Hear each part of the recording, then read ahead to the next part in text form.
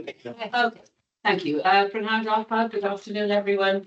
I declare the Extraordinary Finance and Audit Committee meeting open. So, point one, apologies for absence. No apologies, thank you. Point two, declarations of interest. I don't have any other than the ones already recorded in the register. I have no chairperson's announcements, point three. So let's move straight into point four, reports for decision. It's the strategic governance review, new constitution and introduction of reports software. And that's over to our monitoring officer, Amanda, please. Thank you, Chair. Yes, my report is at page 3 of your pack. The summary simply explains that I wish to seek permission to instruct external governance experts to help me and the service review and redesign our strategic governance arrangements and to draft a new constitution. And then linked to that to introduce some new reporting software. So the recommendations are set out on the first page. So I'm asking you to approve a project to review and redesign the strategic governance arrangements and draft a new constitution, approve the procurement of software for dealing with reports, and I'll go into more details in a second. And then finally, to approve the use of reserves in year for external assistance with this project and for the setup costs of the software. The recurring software costs will form part of the usual budget and yes, part of the budget process. Yeah. So over the page on background, you may recall that when you were parachuted in to act as the fire authority, what happened was the old constitution was a find and replace. So yes, every elected member's bit was replaced with commissioners. I don't know when it was generated. It was a very old document. It's a very long, impenetrable document, 170 pages long, I believe. So I think it's good time for a review. Paragraph 1.2, we have recently submitted our response to the Welsh Government consultation on the review of fire and rescue authorities in Wales. So that closed on the 24th of October. We're hoping we will get a direction of travel before the end of the year, fingers crossed. And the plan, so far as we are aware, is that new strategic arrangements and new governance arrangements should be in place for June. Next year. So I need to get on with this work now, and ideally it should have started a few months ago in reality. Okay. So the issue then 2.1, I think what I regard this new model that we're going to get given to us by the Welsh Government, this is an opportunity to make it better. Why would you stick with what you've always done? Yes, indeed. So let's lead the way. We are effectively a pilot scheme for the other two fire authorities that do a full review. And I've said to make sure it's fit for purpose and paves the way for success. 2.2, I'm pleased to report that I have discussed this with the Welsh Government. I've also discussed it with the Welsh LGA. They are very supportive of the initiative and can see the sense in it. This is an opportunity to do things better. I'm sure the WLGA will have said something like this is long overdue. Yes. Because I know that they're very keen, as a former leader of the WLGA, we were always very keen to ensure that things were changed, developed, kept up to date, because there's nothing like an historic document to weigh an institution down. I should imagine this document was originally done perhaps even back to when things were first established. And if you try and amend and patch, it's never quite the same as looking at it with fresh eyes in today's context. What would work best now? So I think we just put the other constitution in the bin. I think it worked well for the past. Yes. And I've not got any preconceived ideas about how this should work. That's why I want to get best practice, what the Welsh law says we should have, and also the results of consultation, so that we factor all that in and we get the best model going forward. Yes. Okay. Yeah. So that's about the sort of the governance arrangements and the constitution. Moving on to modern.gov, in this service at the moment, reports are generated on individuals' laptops. They ping around by email, they're amended various times, very hard to keep track. We don't have one software package where everything belongs, so that the people in governance support can track who's got it, who's working on it, when it's going to be released. And I think we're just wasting a lot of time. We're not as efficient as we could be. So I've recommended the adoption of a system called modern.gov.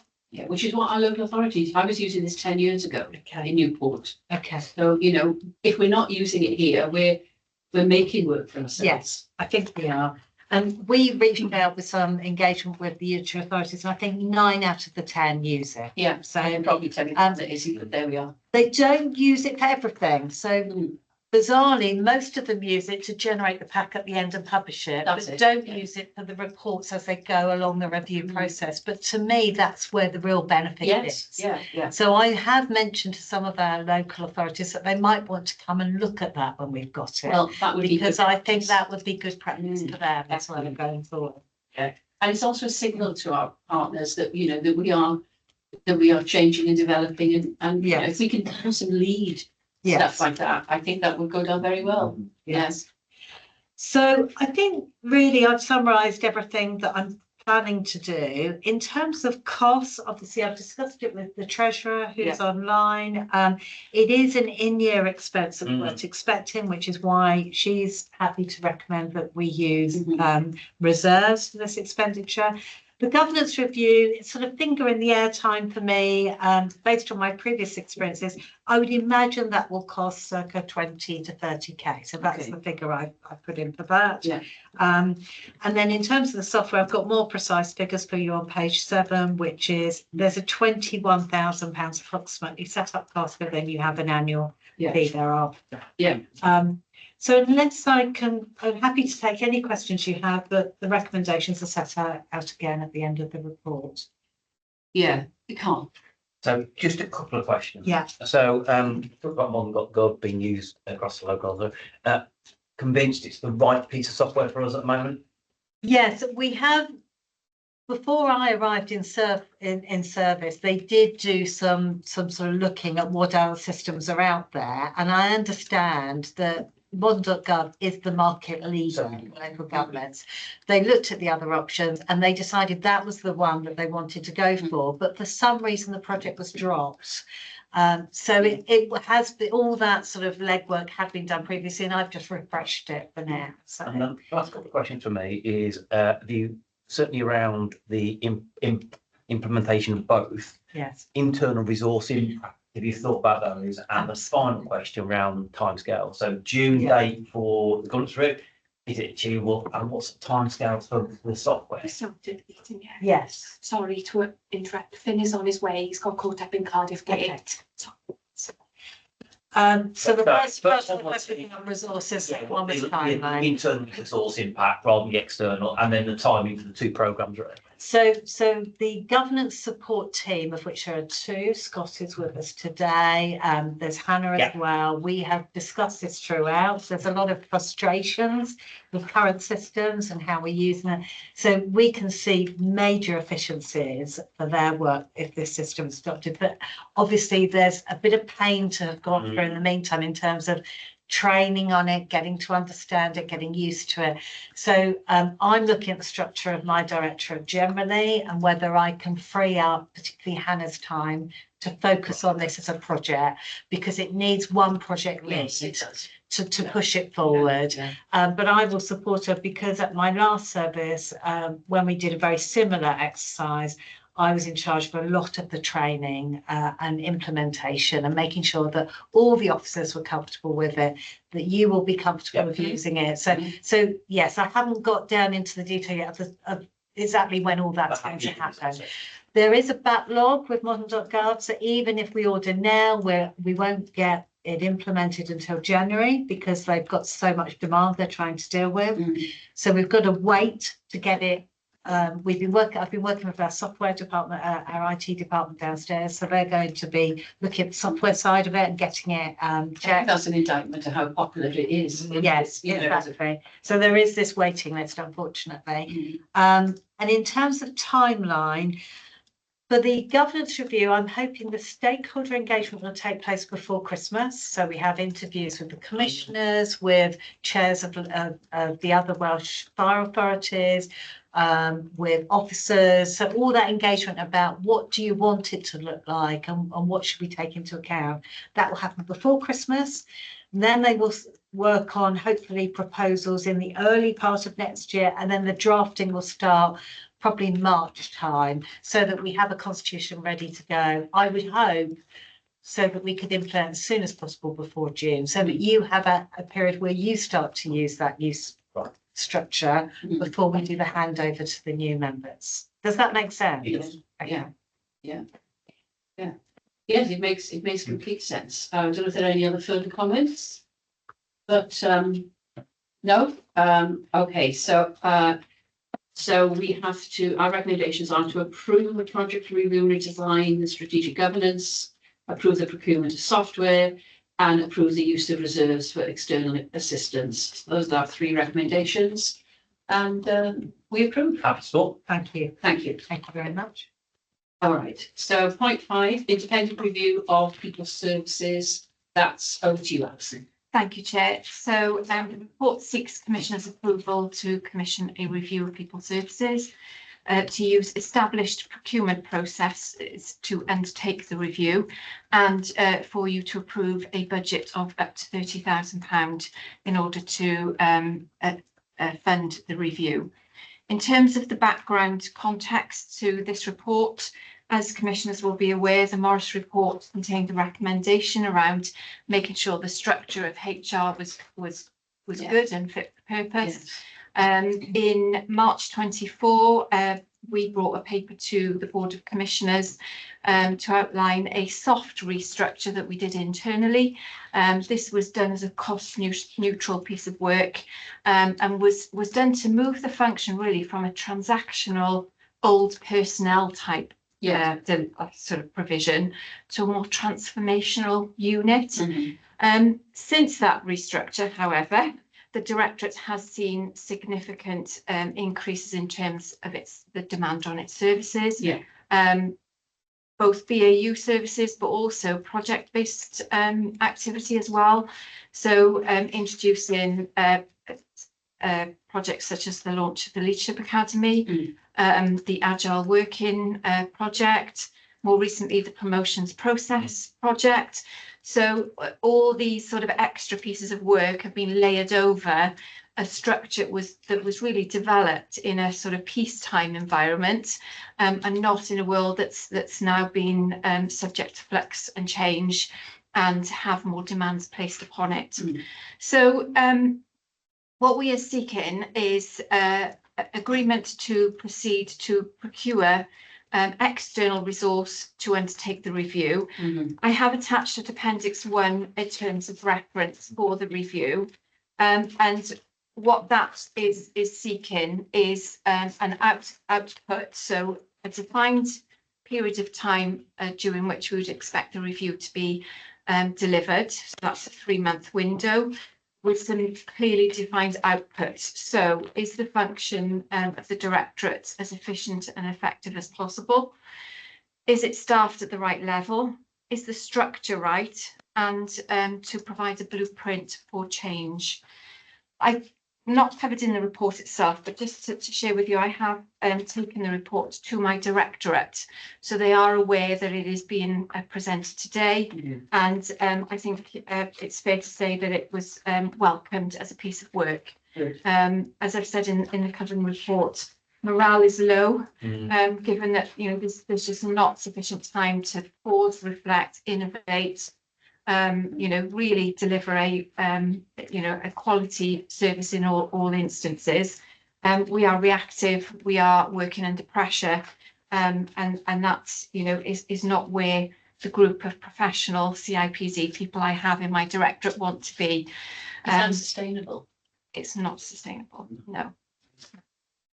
So I'm hoping you've had time to read the terms of reference, so I won't go through that in detail. It speaks for itself. But just to overlay, we are doing a separate piece of work around digital transformation. So there will be some interdependencies, and there will be acknowledgement, I think, of some work that's already on the stocks. So that's as much as I wanted to say in terms of introduction, but happy to take your questions.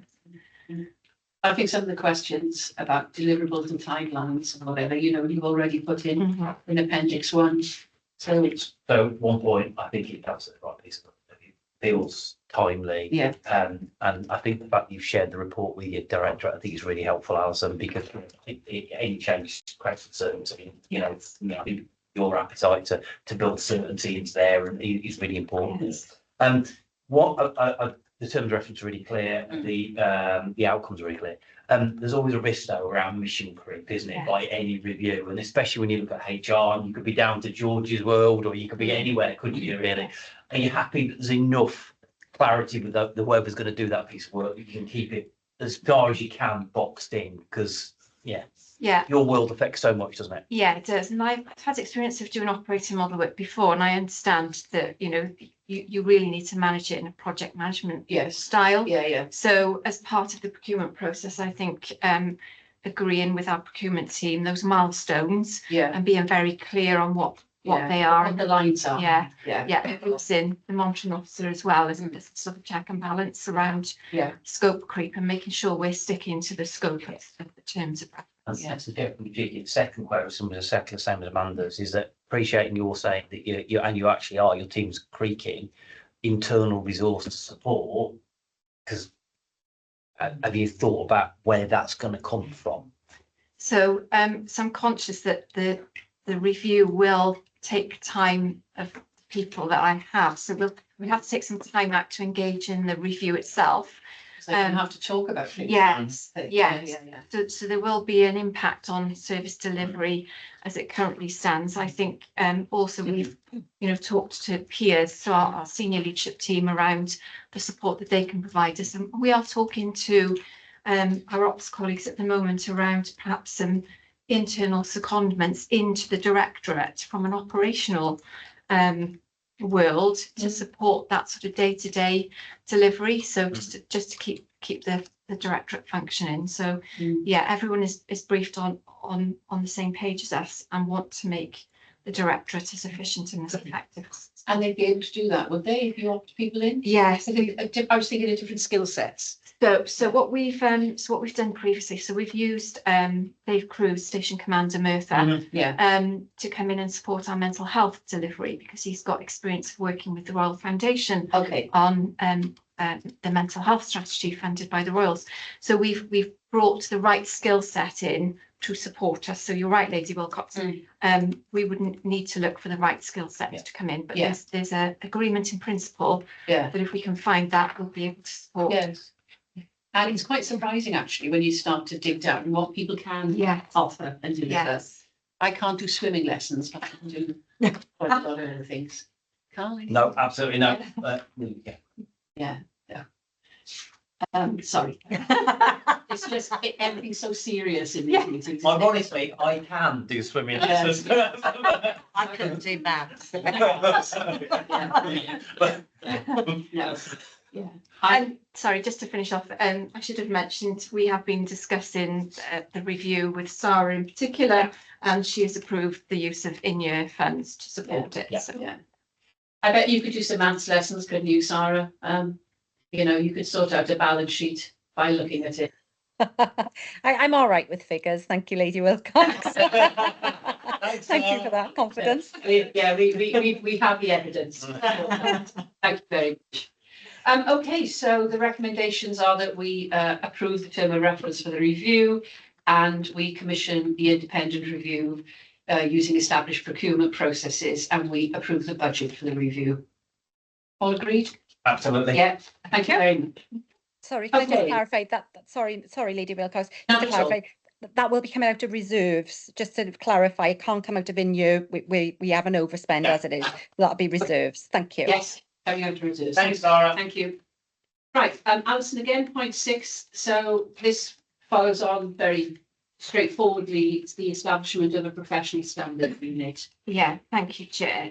Before I present the detail, I just wanted to flag something in chapter 3 of the report. So 3.3, in terms of resources, assets and delivery, there is the figures in 3.3.1 are pure salary costs. And you will have noticed when you look at the figures in 3.3.2, they are slightly different.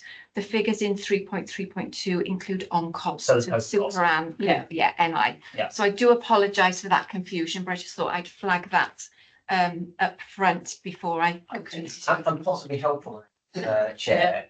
So when we talk about you lead in that context, are we talking about PSU manager as per in other contexts? Yes, yes, yes. There's lead, so that's measure. Okay, Okay. thank you. So everything is now changed and sorted. Yes. Okay. Okay. So in terms of the ask in this report, what I am seeking is Commissioner's approval to establish a permanent professional standards unit resourced by permanent staff. That the recruitment process is commenced immediately after this meeting, should the request be approved.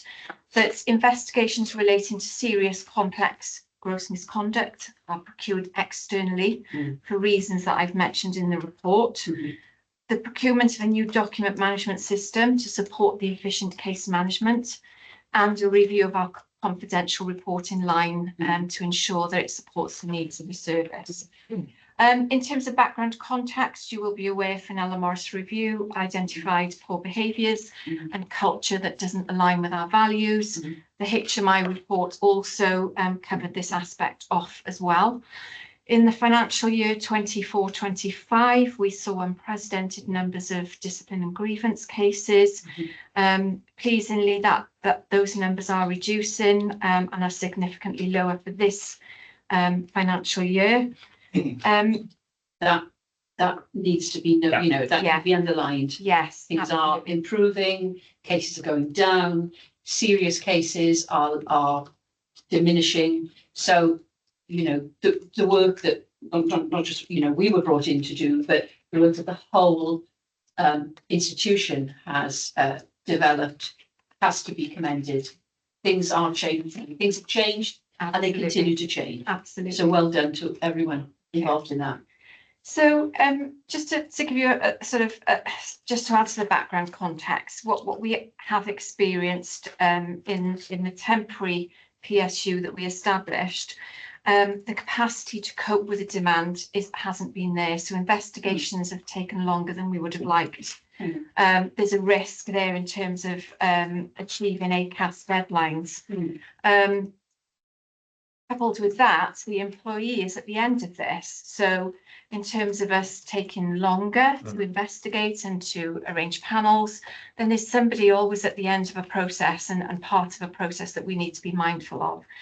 And to be fair, those are the issues that have been brought up time and time again, particularly by the unions. Absolutely. With us. Yes. So that the unit is in a reactive space, very similar to what the directorate is in at the moment, and they're managing volume rather than quality and consistency. So the challenges with the current model, just to put that into context, it's staffed by temporary people.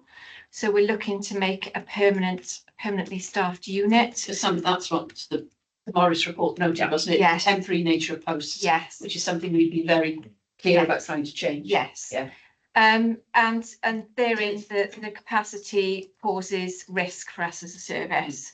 And the risk is on several fronts in terms of financial, if we lose an employment tribunal, but also reputational. Yes. So as over a technicality, absolutely, where we know it's the right thing to do, where we feel we're in the right space, and then the law is the law, yes, and something technical can disrupt that whole case, which is very difficult for staff to have to deal with then. it is. Yeah. And the unit would not just sort of triage and manage the investigation element. So with an outsourced investigation arm, the units would do an initial triage and then feed any serious investigations into an externally sourced investigation team. The unit would also provide training on professional standards and ethics. So through this model, what we're aiming for is more independence in terms of our investigations, but achieving the deadlines that we need to achieve. So lessening the risk for the service, but also providing that upskill for our managers and our people, which is, part of the journey that we've taken this year through taking care of behaviours, is upskilling and educating our people, which is, I think, probably why we are seeing a drop off in terms of our discipline and grievance cases. So it's a package of measures that we see coming out as part of this proposal. The document management system, we currently record information in our Word documents. We use an Excel spreadsheet as our investigation log, and it's very difficult, I would say, to kind of easily grab where a case is, because you have to go into several layers and find a spreadsheet that shows what steps have been taken. If we were to purchase the document management system, there would be a seamless flow through of information, and at any point would be able to identify what stage that investigation is at. The modern way of doing things. Absolutely, a bit like modern.gov. It's you know, it's a digital solution that brings efficiencies as well. In terms of the service used by us for our staff to anonymously report concerns, we're currently using a system called FRS Speak Up. We find that many of the concerns raised are one way, so people are not willing to tick the two-way box in that dialogue with Crime Stoppers. So what we're looking to do is look at options out there. We know some fire and rescue services are using a system that almost triages a concern. So there's an independent arm that reaches out to the individual and says, okay, let's have a look at your concern. How can we help? Let's have a look at what steps we can take. You know, is mediation a solution? So it's an independent way of, again, resolving issues. Yeah. So the report seeks your approval to explore those opportunities. The service provided by FRS Speak Up is currently £5,000 per year, so not a lot of cost. I would say that if we encounter a larger cost in our investigations, then we'd probably come back to you to approve that. But I think the services provided out there are not too far off the costs we're already paying. Just to finish off and not covered in detail in the report, but what we would see applying moving forward as well is the unit would have a suite of KPIs. So we would expect people using the service or being part of that service to have very clear sort of service delivery plan. So communication is set out in a KPI. Resolution of an issue is in a KPI. If it moves to a formal discipline panel, there's a KPI for that as well. So, and I would see those being reported into the oversight and ethics group, which the chief sits on, but also an anonymised report into people committee on a regular basis. I think I've probably covered the sort of key points. The costs have also, as before, been discussed with our treasurer and approved. I think that's probably as much as I want to say by way of introduction. Okay, I so think the same costs question. again would come from reserves, Yeah. and then build it into the baseline afterwards. Yeah. Thank you, Sarah, for confirming that. Yeah, come on. Sorry, a few points and a couple of questions. So I suppose one thing to note really is obviously HMIC FRS in their year state of fire recommended PSUs. Yeah, it doesn't mean we have to follow it, but they do recommend PSUs for all fire service and actually comment on the fact that some don't. So again, I think that's really positive. The Crime Stoppers, we did have this discussion 2 years ago, didn't we? Or was it fit for purpose? So it does feel like it's the right time to look at it. Crime Stoppers was never designed for this purpose, and we've retrofitted it, haven't we, around it? So I think you're absolutely right. It does feel like the right thing. Question one, and partly you've answered it with the outcomes. I think that's really important that we've got those clear outcomes, both for that internal team and that external team, really. And are you looking to build a review period in for that external investigation? So that's question one. And the doc system, and I think I probably know the answer. There isn't another bit of kit we've got lying around this headquarters somewhere that does that job already. And I think I probably know the answer, but I just wanted some reassurance.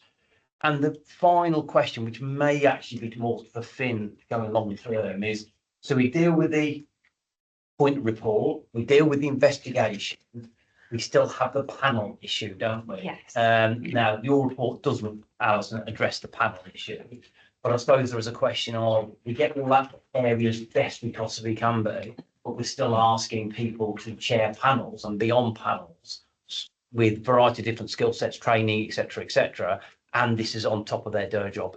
are we looking, or will we look at that bit at some point? Yes. So, sorry about that. So Okay. one was the review. Second one was have we got another bit of kit that already does the job?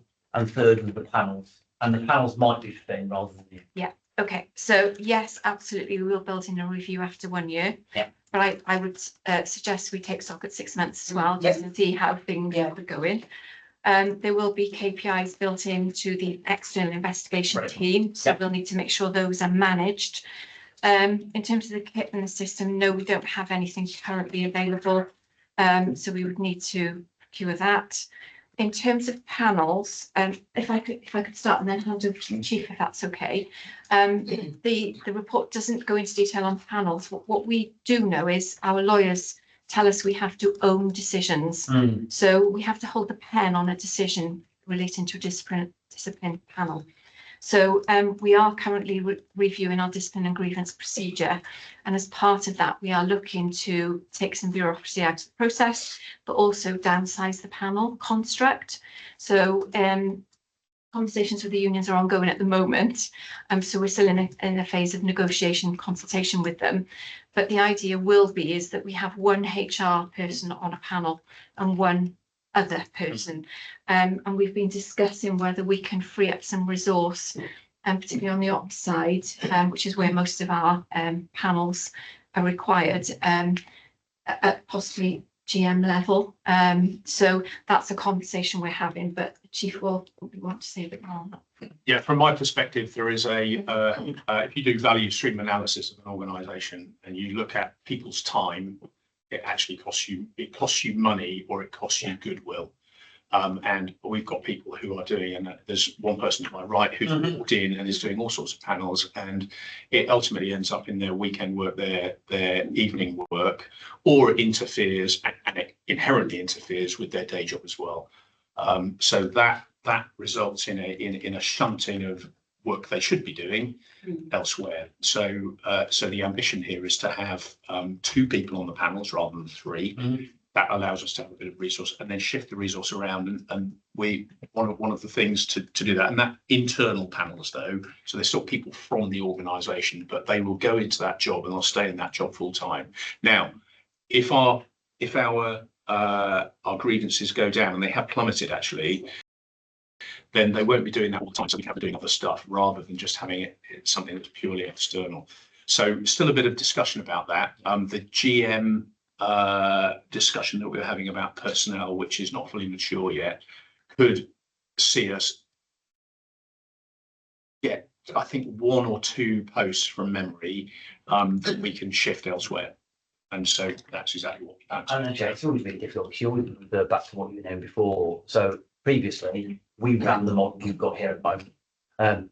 Now I know, because the demand's increased across policing, that they initially had to second ACCs to do it permanently, and they're now actually recruiting back into the organisation's retired chief officers to do it above and beyond, for exactly the same reason we talked about. Consistency of approach, but also you have panel members that were doing ridiculous hours and their day jobs absolutely suffering.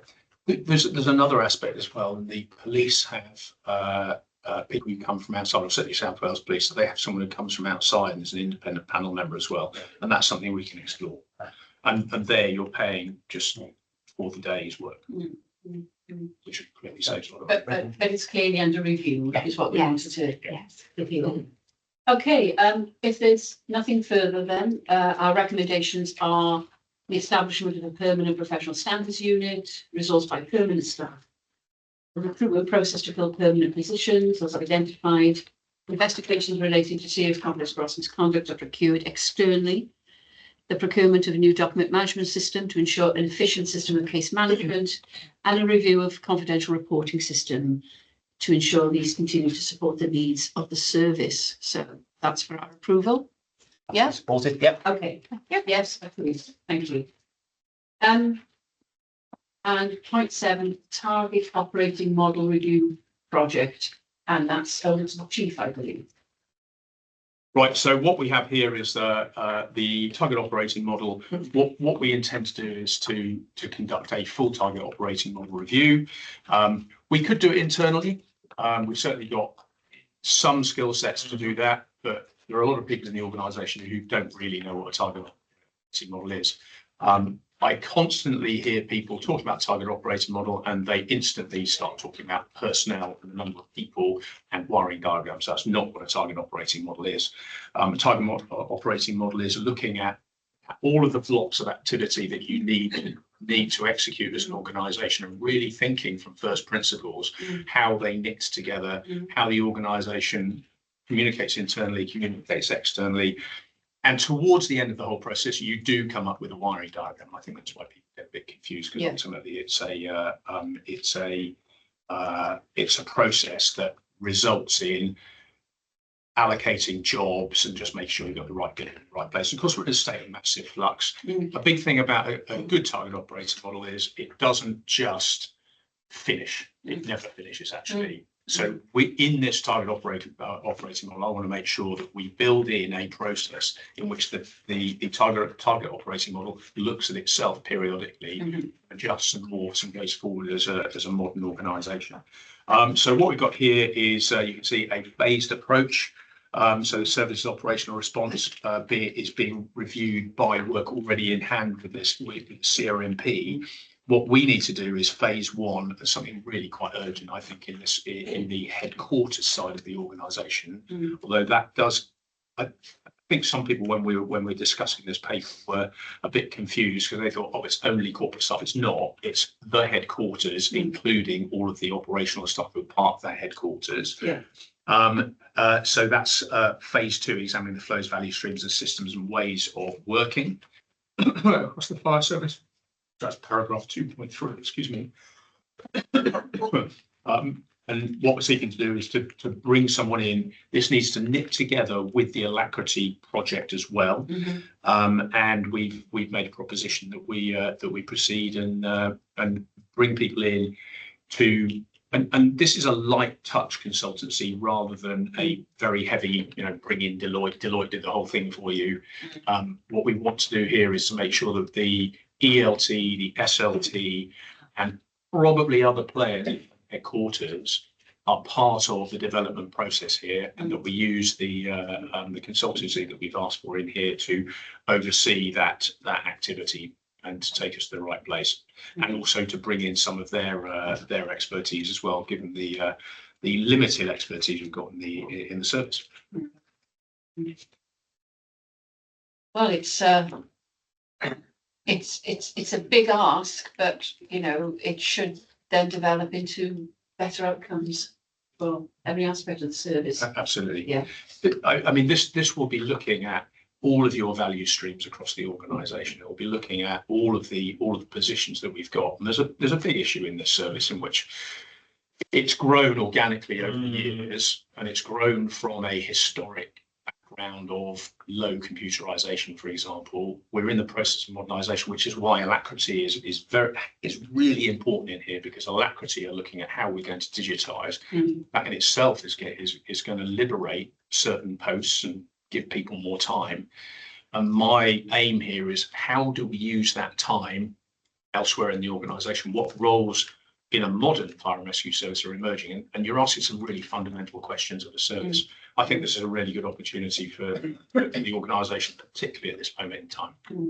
This is a spend and save procurement, though, is it, as noted in the report. So again, it's a further ask from the reserves, but hopefully then, to save in future years. I do think that in year we will have recouped that £75,000 spending. Okay. Or certainly within a year Yes, of that's the, it. No, the first one. It's in First the one. It's in the minutes now. So I say this on the back of, we've always felt it probably needed to be done. This, I think the commissioners, we've had that conversation, and we've always felt, but it was just around that one. So the question, firstly around capacity, when we look about the amount of programmes that are going, we talked about the HR review.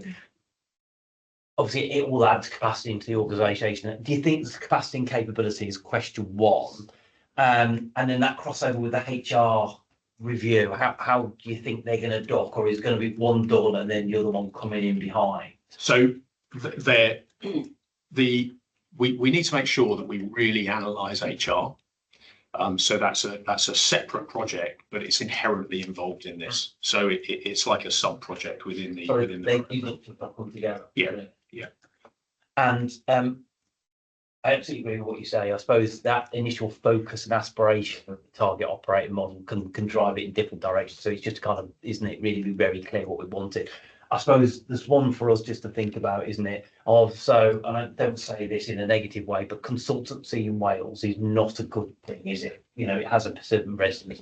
We've already commissioned a number of different companies. We probably just need the comms to think about that. Absolutely the right thing to do. It's not big money compared to others, but there is a perception around consultancy, which is difficult, more difficult here, I think, than in England. Yes, absolutely. Around that optics, around that. So we just need to think about it.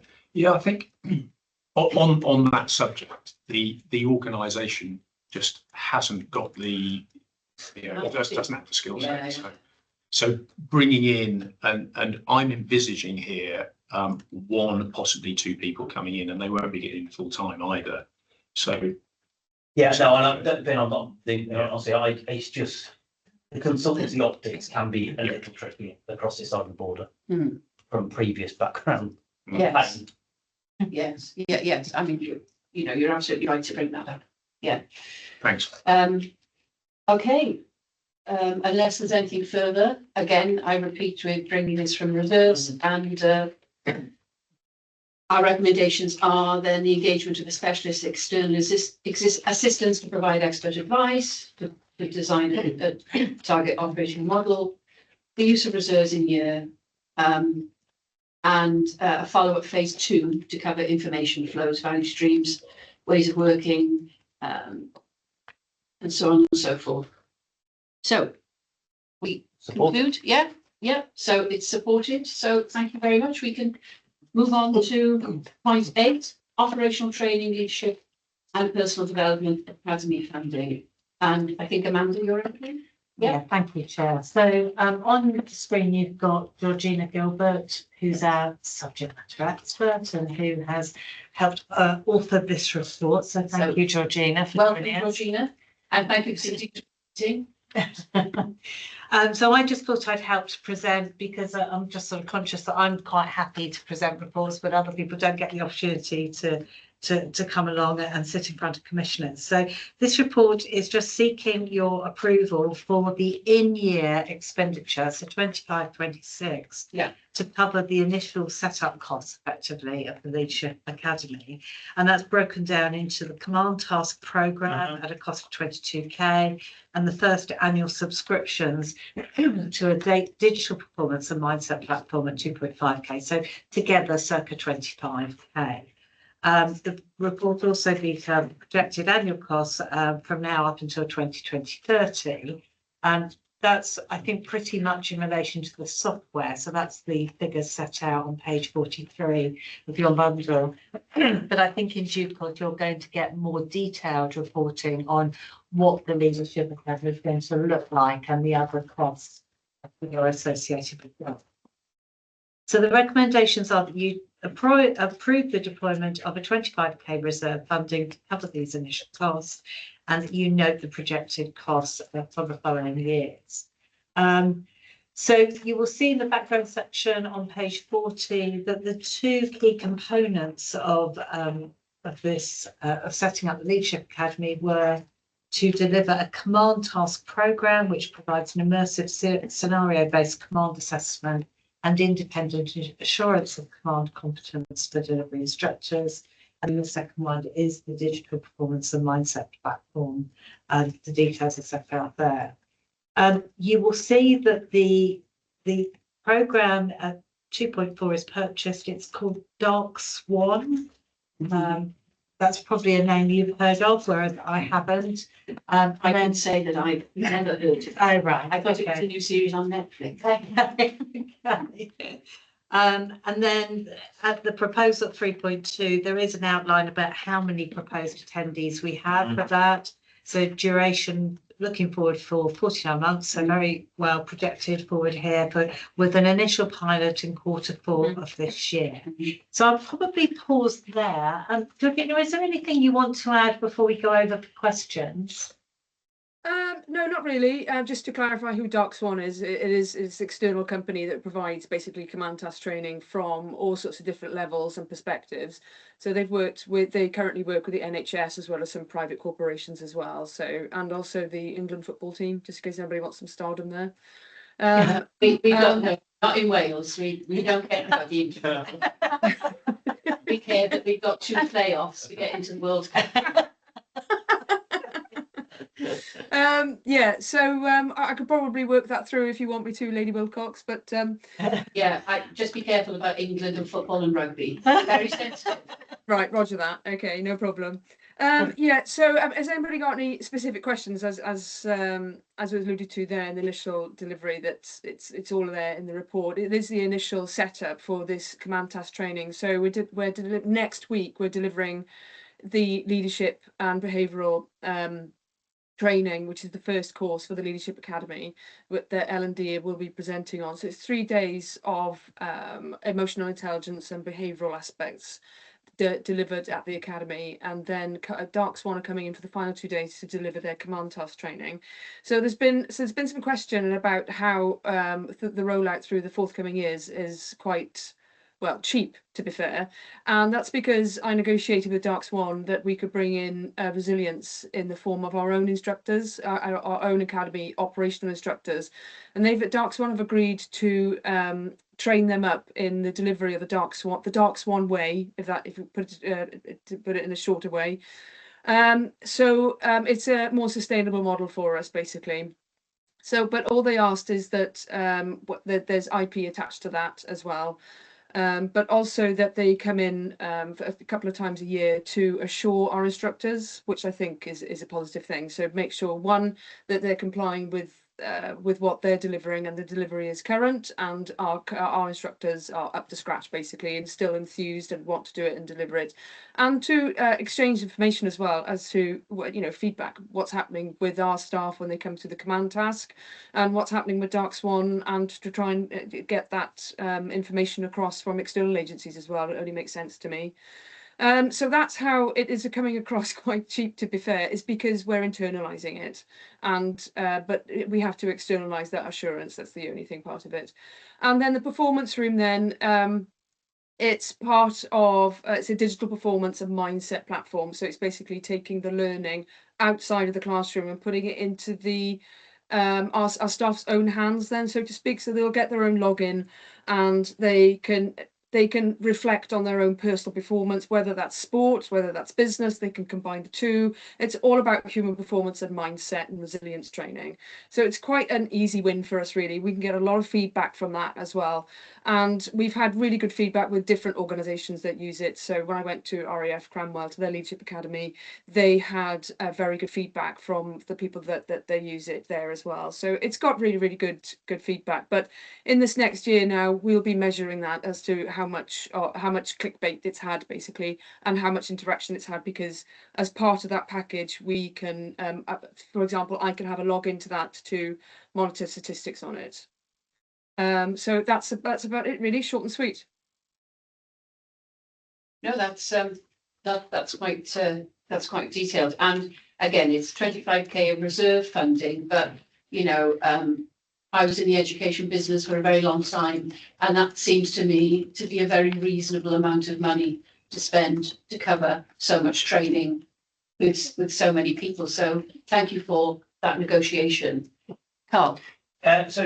We like cheap. Let's be really fair. So we like cheap. I suppose the query really is, obviously, with the mindset platforms decided, will that link, or potentially we want it to link to PDR? I know they probably don't interlink like that, but that kind of mixed over. And so that's just one query. I suppose for you, Chief, it does bring a question around, and I've raised it already once before, around the academy and its future, because we're investing money in it. That kind of ties into 2029, but we do need to kind of nail down what the future of the academy, the leadership, people, and what actually the budget is for it, don't we, really longer term. Do you want to go the second question first? Yeah. Okay, so what this is doing, so the course next week is filling the gap that when I arrived in the service and did a load of analysis with the senior leadership team of the ELT, was why do we have grievances? Why do we have things that go wrong on the station? Why do you have the Fenella Morris report? And if you remember from my interview, I looked at it, I cannot see where the leadership training is taking place. I see incident command training. And throughout my, this is now a year that I've been in the service, I am very, very happy with incident command training and how that takes place. Played out this last weekend actually at Monmouth. No problems at all with that, and I see awesome leadership on the ground. But it's the leadership in more benign situations. It's the leadership in this room. I've had leaders saying to me, "Well, I don't really like standing up in front of my people." Well, why not? Well, I just don't really like it. I don't feel comfortable. Well, okay, then I'm not massively comfortable with that. With the fact that we're paying people to be leaders and they're not fulfilling some of those leadership functions. Then you say why? And of course, they haven't had any actual leadership training, or they might have had some of our actually really good theoretical leadership training, and the Pathways program is brilliant. But there's this gap, and the gap is practical leadership training. So how you engage with people, how you have difficult conversation with people, how you go into scenarios and you have to stand up and actually be the leader and be assessed. And that's exactly what this dark swan stuff is going to do. So we're moving into a new realm now. So next week we start that training. This will take probably a year, 2 years, even more to really reap benefits. But what we are doing is installing a package that used to take place at the Fire Service College, by the way. So you can possibly track back some of these problems that we've had and the wider sector's had to this gap that to me is obvious, but clearly to people in the fire and rescue service wasn't obvious because they've grown up with this gap, and that's just been how it's been. So to a degree, there's a little bit of an experiment going on here, because we are installing a new thing. And I'm not aware, George, if this is taking place anywhere else in the sector. Have you found anyone else that's doing this type of training? No, I haven't. So there are, in different services across the UK, there are different sort of leadership terms and definitions. But I know Mid and West, some delegates are coming over from Mid and West, and so we're collaborating. Well, they're collaborating with us, I have to say. So we're pioneering this for them. So they're actually coming over to us because they are setting up a form of leadership academy as well. So there's 3 delegates coming over from Mid and West. But as far as the UK is concerned, as the chief said, our instant command is second to none. And people come to us for advice and training for our instant command. But when I approached other services to look at their particular different types of models that they had running, they didn't have anything like this. And the command task training has been, as the chief rightly said, has been mothballed over decades, and it's gotten rid of. And if you speak to Danny Cotton from LFB, retired commissioner, she was her command task training was actually 2 weeks as part of her recruits course. When I joined whole time, it was 3 days trekking over Pen y Fan. And from then on, it's just gotten smaller and smaller and smaller. So although we have this for recruits in the form of the Green Mile, and they get a morning and then a quieter afternoon as part of their recruits course, that's just a little taster session really. But it's not continued throughout their whole career. So obviously they come out of recruit training, or somebody in the corporate side has their initial training and things, and then they are enveloped into their leadership role. And whether that's from leading yourself all the way up to principal officers who lead lots of other people, there's none of this core training that exists.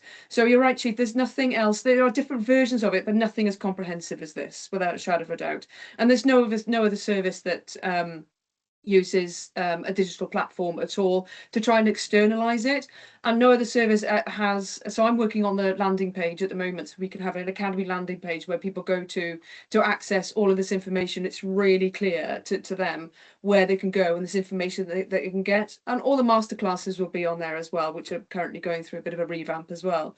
So it's very much a one-stop shop for everybody. It makes it really, really clear. And accessibility was one of the things that came up top of the list when I first took on this role, was getting access to this type of information. And many people were told, well, unless you're going for a promotion, you don't need to know it, which is wrong on so many levels. Underlines the culture gap, actually.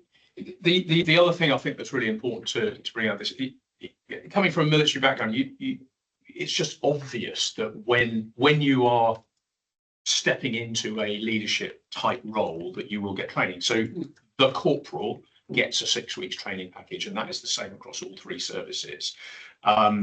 We have a somewhat bizarre situation where you're about to step up to be a crew manager, and you've done your incident command training, but on the day that you become a crew manager, it's like, well, you're now the crew manager. You haven't learned how to do a business case. You haven't learned how to be a leader. You haven't learned the loneliness of command. You haven't even had fed to you the idea that there is a philosophy of leadership, which you now have. And all of this is underpinned by the awesome work that George has done to develop a leadership philosophy or a leadership doctrine for us.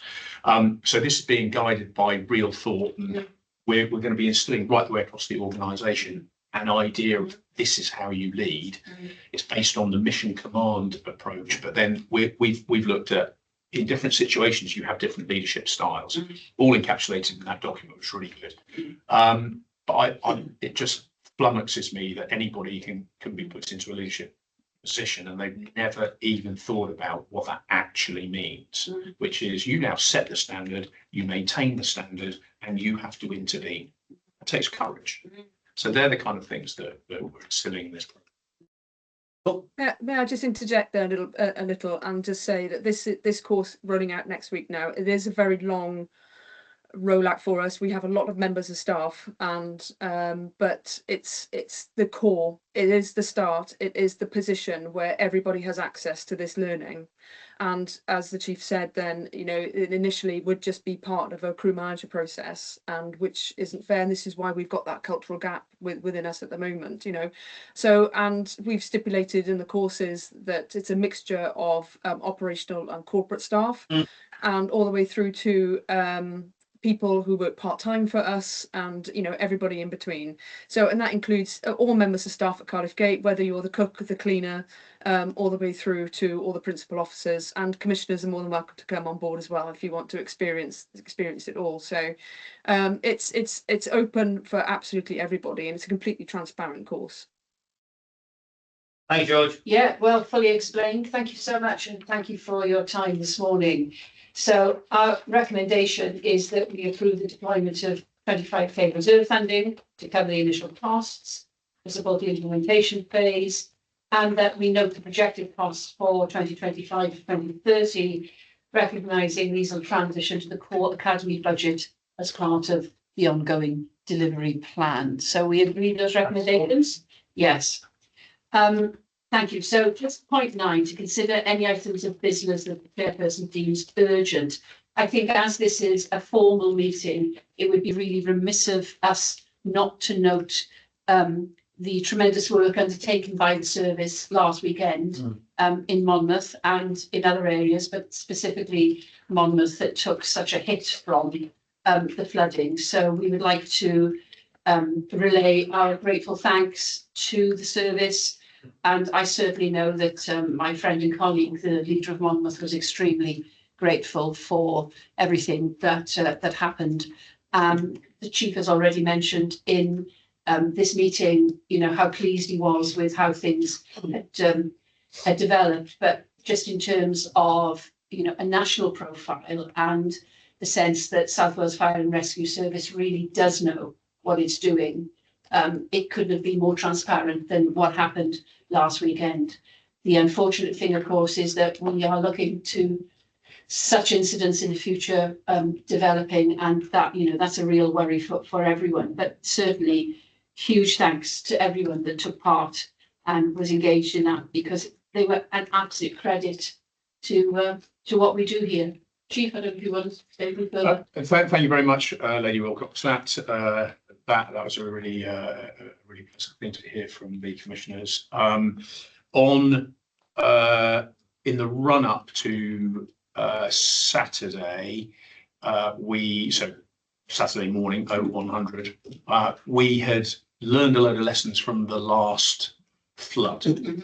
Now, the last flood we dealt with in a really good way, in my view, but we actively went about having really honest conversations with ourselves. And what came from that was the idea that we should be using the information out there to a much greater degree, so information-led, and then forward-facing things and forward posturing.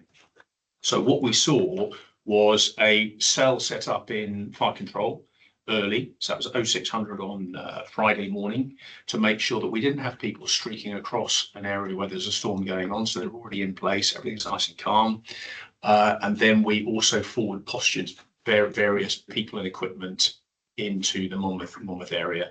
That was really fortuitous, in fact not fortuitous, planned, that we had people in the right place, we had equipment in the right place, because if we hadn't done that, then we wouldn't have been able to access certain areas of Monmouth where we already had equipment, people and boats.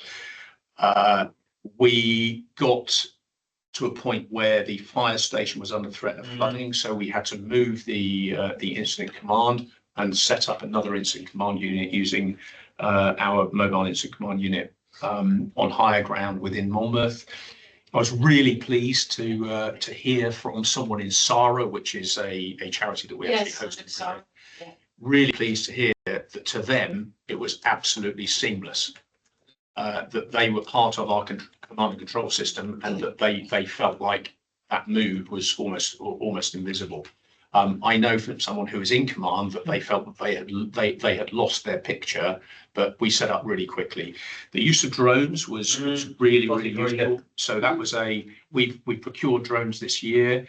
What did that allow us to do? It allowed us to increase and enhance situational awareness. It allowed us also. I took the Deputy First Minister, the local MP, and the leader of the council.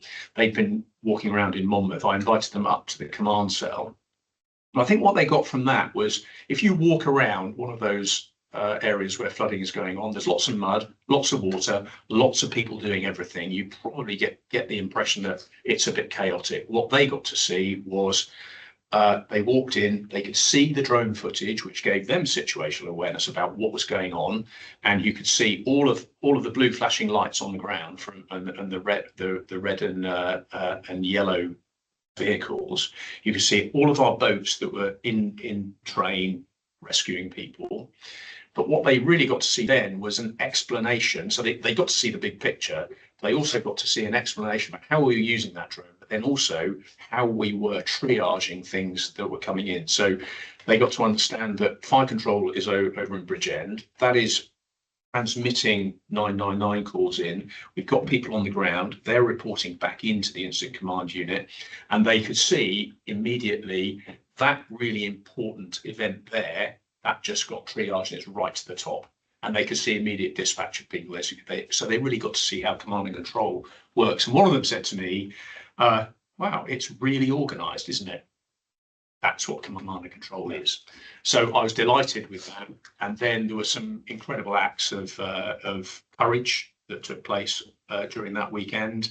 People pushing through fatigue, and also some really good decision making. So I was really pleased with that as a response. Yeah, it was a really good effort. Yes, indeed. So thanks for all concerned, and let's just hope and pray it doesn't happen again. But unfortunately, climate change is upon us, and this is the reality. Well, the reality of that on the ground is that people, it's the worst day of their life, and in addition to courage and command and control, what was brilliant was to see that value that we've got, compassion, and the compassion of our people out there on that day was brilliant. We did the rescue phase, we could have gone home then, and we chose to actively conduct a hearts and minds approach to support the council, because of course we are there in uniform. And that really says something. And it means that it made people feel less lonely. I think we went around doing things like pumping out cellars. We didn't have to do that. That's part of the recovery. That could have been left to the council to crack on with, but we've got the kit to do it. We had high volume pumps around. We had our vehicles around. We can just pump stuff out. Did that. And then random tasks, which actually equate to doing the right thing on the ground. And we did loads of that, and we stayed there probably a lot longer than we might have done. And we made active choices there to continue to have our fire appliances out there doing things. No, great. Well, yes, and because it was national news, obviously a lot of my colleagues in Westminster were talking to me about it this week, and we're very pleased to see that we are, that we're there and things have moved on here. So, well done, Diane Powell. Okay, so that's the end of the meeting. I declare it closed. Thank you all very much, and thank you for your attendance. And thank you to us for making all those decisions and spending all that money. Thanks, Sarah. Thanks, George. Thanks, Sarah.